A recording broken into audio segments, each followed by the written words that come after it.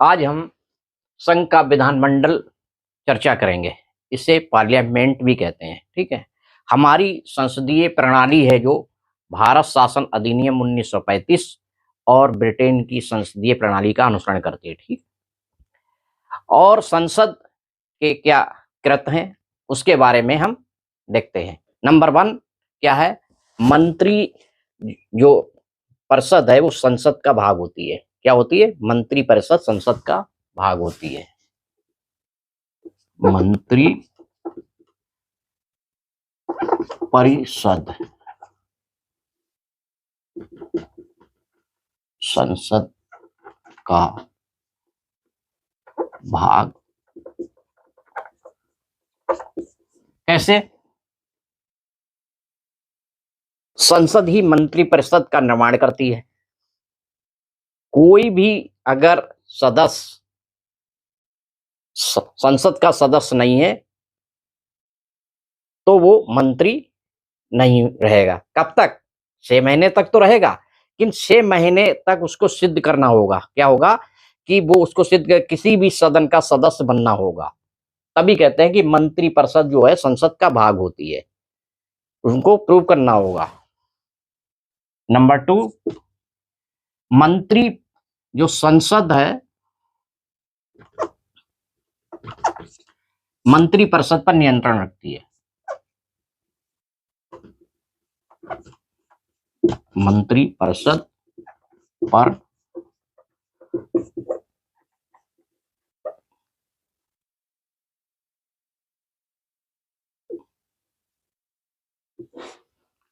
नियंत्रण रखती है। कैसे रखती है? जो मंत्री परिषद है वो लोकसभा के प्रति उत्तरदायी होती है। क्या होती है? लोकसभा के प्रति उत्तरदायी। जब तक लोकसभा में बहुमत है जब तक मंत्री परिषद है। जिन दिन लोकसभा का विघटन हो गया लोकसभा का, उसी दिन मंत्री परिषद भी खत्म। आर्टिकल इसमें है ये व्यवस्था, आर्टिकल 75 के 3 भाग में। ठीक है। नंबर 3, दैनिक उत्तरदायित्व। दैनिक उत्तरदायित्व कि मंत्रियों को जवाब देना होता है, तभी कहा दैनिक उत्तरदायित्व। नंबर 4, वित्तीय नियंत्रण।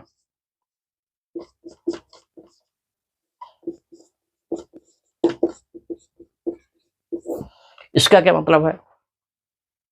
कोई खर्चा, कोई प्राप्ति या कोई कर का सृजन कोई आप कहीं खर्चा करना हो तो आपको संसद से अनुमति लेनी होगी, संसद में पास कराना होगा, लोकसभा में वित्त विधेयक पास कराना होगा, तभी कर सकते। तभी कहा गया कि संसद एक वित्तीय नियंत्रण रखती है। नंबर 5 क्या है? सतर्कता। क्या है? विजिलेंस कह सकते हैं, मॉनिटरिंग कह सकते हैं, स्वयं नियंत्रण। क्या होता है? कोई सदस्य जो होते हैं वो मंत्री उससे संबंधित मंत्रियों से क्वेश्चन पूछ सकते हैं और संसद के पटल पर प्रतिवेदन रखे जाते हैं। ठीक है, ये तो है। अब देखते हैं हम कंपोजिशन ऑफ पार्लियामेंट की, लोकसभा की संसद की संरचना। Composition of parliament. Composition of parliament बनती है president of India and 2 house दोनों मिलकर बनती है। किसमें, किस आर्टिकल, भारतीय संविधान आर्टिकल में है? ये है 79 में व्यवस्था है। में कहा गया है कि राष्ट्रपति और राज्यसभा एंड लोकसभा तीनों मिलकर संसद का निर्माण करते हैं। ठीक है। नंबर 80 जिसे कहते हैं राज्यसभा। क्या कहते हैं? राज्यसभा भी कहते हैं और इसे कहते हैं the council of the states. इसे उच्च सदन भी कहते हैं। इसे क्या कहते हैं? उच्च सदन भी कहते हैं। इसमें लगभग और मेंबर जो होते हैं 245 होते हैं, जिसमें 12 मेंबर जो होते हैं राष्ट्रपति नॉमिनेट करते हैं। किनको करते हैं बताइए? जिनमें विज्ञान, कला, साहित्य, सामाजिक में विशेष योगदान हो, उनको करते हैं। और इसका जो चुनाव जो होता है मेंबरों का, कैसे होता है? अप्रत्यक्ष रूप से होता है, डायरेक्ट नहीं होता है क्या चुनाव। जो विधानसभा के जो चुने गए प्रतिनिधि होते हैं वो आनुपातिक प्रतिनिधित्व पद्धति के अनुसार एकल संक्रमणीय मत द्वारा करते हैं। और ये स्थायी सदन होता है। कैसा होता है? स्थायी सदन होता है। और इसके हर 2 साल में 1/3 मेंबर क्या होते हैं? रिटायर होते रहते हैं। ठीक है। और नंबर 81 आता है लोकसभा, जिसे बोलते हैं the house of the people, Lok Sabha.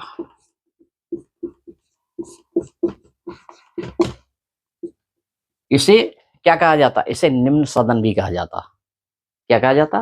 ये निम्न सदन कहा जाता। इसके लगभग मेंबर होते हैं 530। कितने होते हैं? 530। और इसका जो कार्यकाल होता है कितना होता है? 5 ईयर। और इससे जनता सीधे चुनती है। क्या चुनती है? सीधे जनता चुनती है। और कितनी एज वाले चुनते हैं इसे बताइए? 18 वर्ष। इससे पहले कितनी एज थी? 21 साल। ये कब चेंज किया गया? 1988 में। किस संशोधन द्वारा किया गया था? 61वां संशोधन 1988 द्वारा किया गया था। पहले 21 वर्ष होती थी, 21 से 18 कर दी गई। क्या कर दी गई? 21 से 18 कर दी गई। ठीक है। इसके लिए उसमें SC ST के लोगों के लिए विशेष प्रावधान है। SC ST के लिए सीटों के लिए पता है किस आर्टिकल के अंतर्गत ये व्यवस्था है भारतीय संविधान में? नहीं पता? ये है आर्टिकल, वो 330 आर्टिकल के अंतर्गत व्यवस्था है कि SC ST के लिए हर 10 साल बाद रिजर्वेशन बढ़ाया जाएगा। और ये पता सबसे पहले किस संशोधन के द्वारा की गई थी व्यवस्था लोकसभा में? SC ST के लिए किस संशोधन के द्वारा की गई थी भाई? बता सकता कोई? 8वां। फिर उसके बाद 23, उसके बाद 45, फिर उसके बाद फिर उसके बाद फिर उसके बाद उसके बाद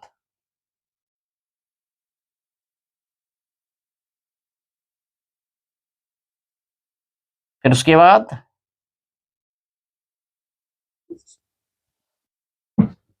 ये कब किया गया था? ये कब किया गया था? 1969। ये 1980। ये कब किया गया था भाई? ये कब किया गया था? 1989। ये कब किया गया था? 1999। और ये कब किया गया था?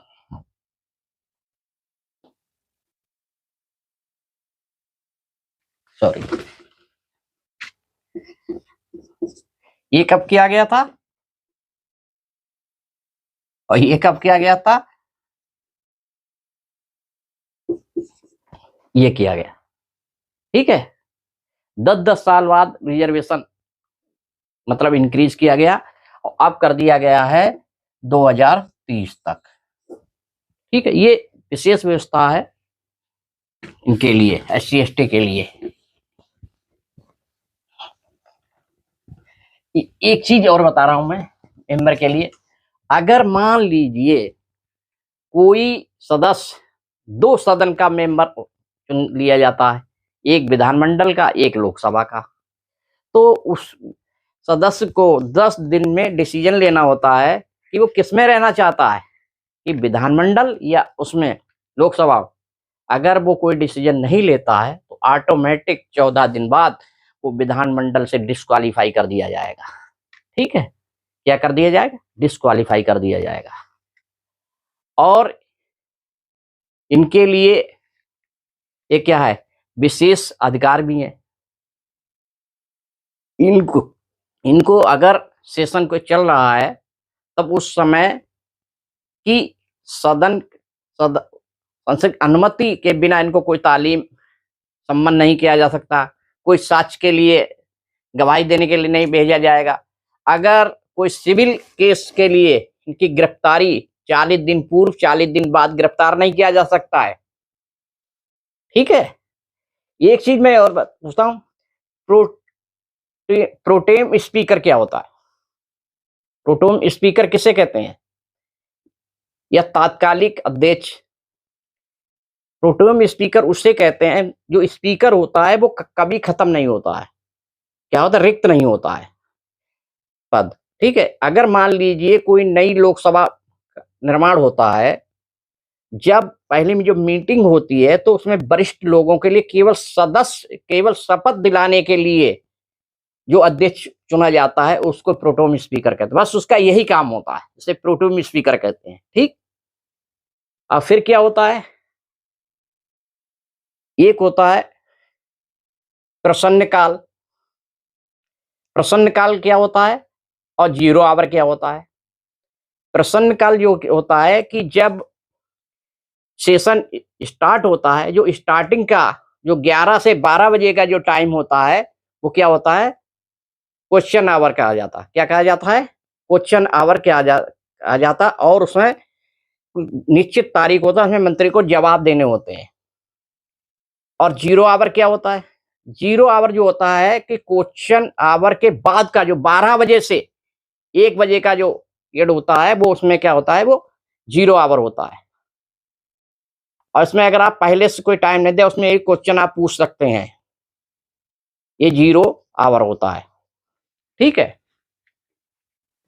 अब मैं बताऊंगा क्या हुआ था। अब हमारा हो गया था 80 और 81 हो गया लोकसभा, और 82 क्या है?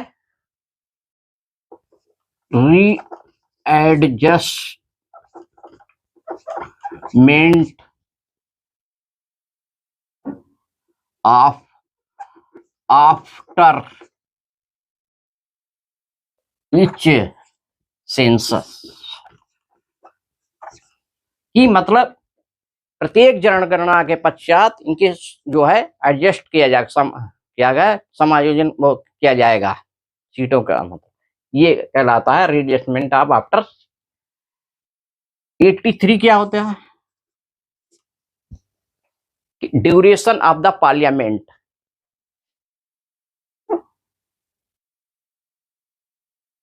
ड्यूरेशन ऑफ पार्लियामेंट, ये क्या होता है? पता है आपको? जो हमारा the council of the state है, राज्यसभा है, उसका वो क्या है? उसका वेतन होता ही नहीं है, वो स्थायी सदन है। और दूसरा जो सदन है the house of the people, Lok Sabha, उसका कार्यकाल क्या होता है? 5 वर्ष होता है। उसका ड्यूरेशन कितना होता है? 5 वर्ष।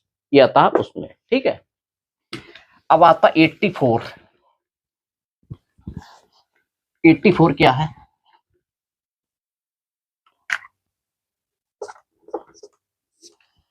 एट्टी फोर जो है क्वालिफिकेशन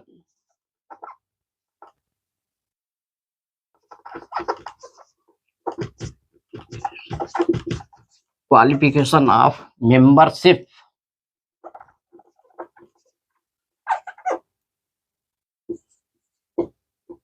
मेंबरशिप ऑफ पार्लियामेंट।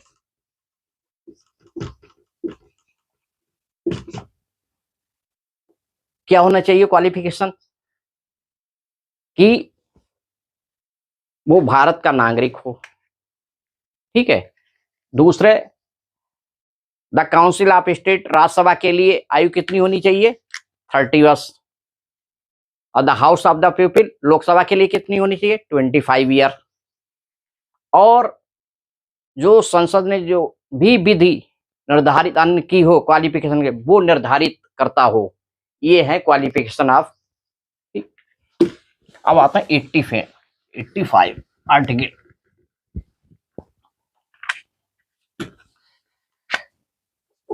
85 क्या है? Session of the parliament.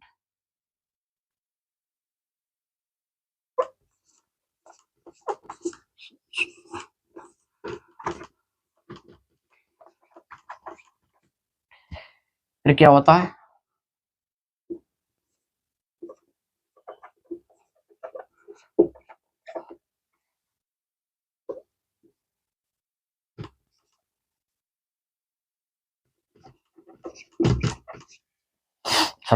Session of parliament progression disorder. कोई भी मीटिंग या कोई भी सेशन होने के लिए साल में मतलब 6 महीने से ज्यादा का टाइम नहीं होना चाहिए। कितना होना चाहिए? मतलब एक मीटिंग जरूर होनी चाहिए। आपको जो पता सेशन कौन से होते हैं? जैसे 3 सेशन होते हैं। एक होता है बजट सत्र होता है। क्या होता है? बजट सत्र, जो फरवरी में स्टार्ट होता है। एक होता है वर्षा ऋतु, जो जुलाई में रेन सेशंस कहते हैं। और एक होता है विंटर, जो नवंबर में स्टार्ट होता है। ठीक है, 3 सेशन होते हैं। अब आता है, और कितने टाइम होना चाहिए? 6 महीने से ज्यादा नहीं होना चाहिए। एक स्थगन, एक सत्रावसान, और एक होता है विघटन। पता तीनों में अंतर क्या है? ये कौन करता है, ये कौन करता है? स्थगन क्या होता है? जैसे कोई सेशन चल रहा है, कहते हैं कुछ मिनट के लिए स्थगित कर दिया। स्पीकर जब स्थगित कर देता है ना, तो कहते हैं स्थगित कर दिया। और मान लो कभी कभी टाइम नहीं करते, 2 घंटे 3 घंटे, तो कहते हैं अनिश्चित काल के लिए जो है स्थगित कर दिया। जैसे मीटिंग, बजट सत्र, जो भी है, तो स्थगन कौन करता है? स्पीकर करते हैं, लोग सभा अध्यक्ष करते हैं। सत्रावसान क्या होता है? जैसे बजट सत्र चल रहा है, इसका मतलब फिनिश हो गया, खत्म हो गया, तो सत्र अवसान कौन करता है? President of India. President of India. अब विघटन क्या होता है? जब लोकसभा अपना कार्यकाल पूरा कर लेती है, तब उसे कहते हैं विघटन। क्या कहते हैं? या कोई आपातकालीन स्थिति आ जाए, तब विघटन होता है। तो हमारा स्थगन को पावर किसे है? स्पीकर को है।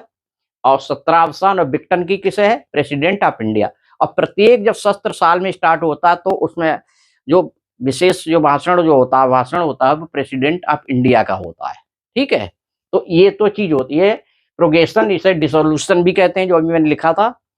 तो ये तो ये चीज हो गई। ठीक है, अब आते हैं कि राज्यसभा और लोकसभा अंतर क्या क्या पावर है। ठीक है, कि राज्यसभा और लोकसभा, आपको जानकारी है कि राज्यसभा का इनडायरेक्ट चुनाव होता है, ये डायरेक्ट होता है। ठीक है, ये चीज, इसका कार्यकाल 5 वर्ष होता है।